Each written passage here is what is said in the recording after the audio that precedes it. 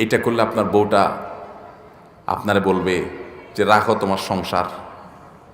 আশেপাশে সবাই কত লাল হয়ে যাচ্ছে, নীল হয়ে যাচ্ছে, কালারফুল জীবন যাপন করছে, আর তুমি কি মিয়া 10,000 টাকা বেতন পাও, এটা দিয়া খয়রাত আনো? আমার যুবক ভাইরা প্রতিজ্ঞা করেন, সরকারি চাকরি পান আর বেসরকারি, ব্যবসা করেন আর বিদেশ যান, যেভাবে উপার্জন করেন না কেন, জীবনে কখনো হারাম উপার্জন করব না। নিয়ত করবো তো ইনশাআল্লাহ। এই জন্য সাহস লাগে। কিন্তু মুশকিল হলো কি জানেন, এটা বড় কঠিন কাজ। কেন কঠিন বলেন তো? এটা করলে আপনার বউটা আপনারে বলবে যে রাখো তোমার সংসার। আশেপাশে সবাই কত লাল হয়ে যাচ্ছে, নীল হয়ে যাচ্ছে, কালারফুল জীবন যাপন করছে, আর তুমি কি মিয়া 10,000 টাকা বেতন পাও, এটা দিয়া খয়রাত আনো? দেখবেন বউটাও খুব একটা রাজি না।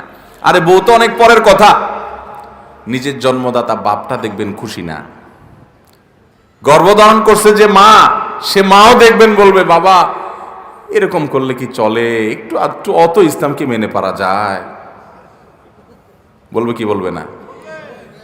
এই জন্য গোটা পরিবারকে ইসলামের উপর উঠাতে হবে। বিয়ে করার জন্য এমন একটা মেয়েকে জীবন সঙ্গী হিসাবে নিতে হবে যে হারাম থেকে বাঁচার জন্য প্রয়োজনে জীবন দিতে প্রস্তুত আছে, তারপরে হারাম খাবে না, হালালে তুষ্ট থাকবে।